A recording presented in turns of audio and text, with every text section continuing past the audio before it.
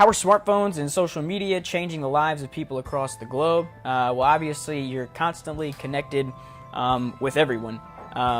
You're constantly a text, a phone call, Facebook message, whatever it may be. You can connect with someone who literally lives across the world in a matter of seconds. So that's obviously, it can be a very cool thing. It can also be something that I think can hurt our society because, again, we don't know how to communicate face to face.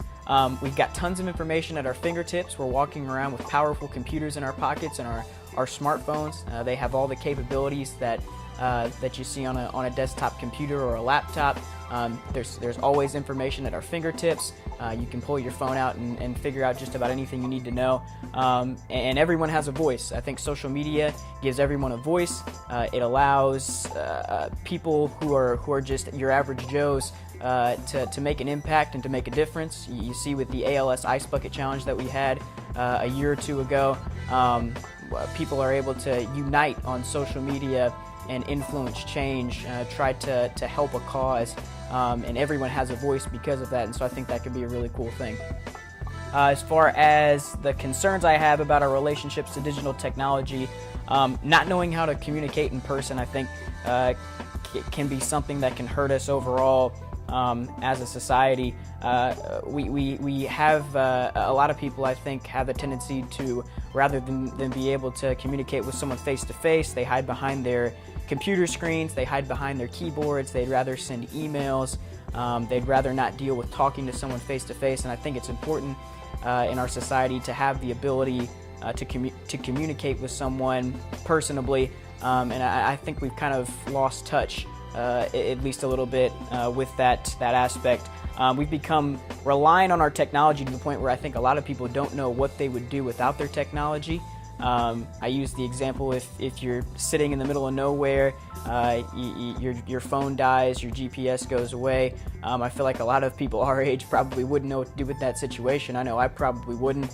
50 years ago, there were no GPSs and people still found their way to point A to point B, and I think we've become a lot less resourceful because of the technology and all the information that's right at our fingertips. We've become too reliant, I think, on that technology. And we live in a world now where teenagers equate their self-worth to the amount of Instagram likes they get on a picture, or the amount of likes they get on a Facebook status, or favorites they get on a tweet, or whatever you want to call it.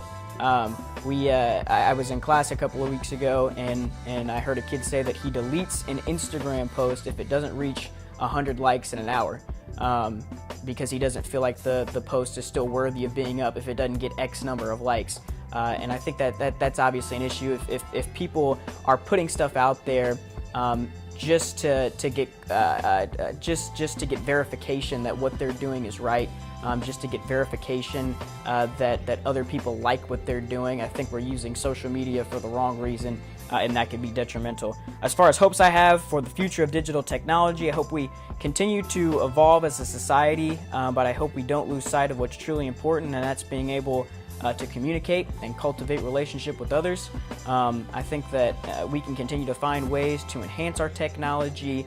I hope we don't ever get to a point where, I know we talked about singularity in class a couple weeks ago, where computers just run everything in our society. I hope we don't ever get to that point. I hope we'll always be able to make decisions for ourselves. I hope we'll always be able to find a way to communicate with each other. But at the same time, I'd like to see us continue to find ways to improve technology to help us in the future.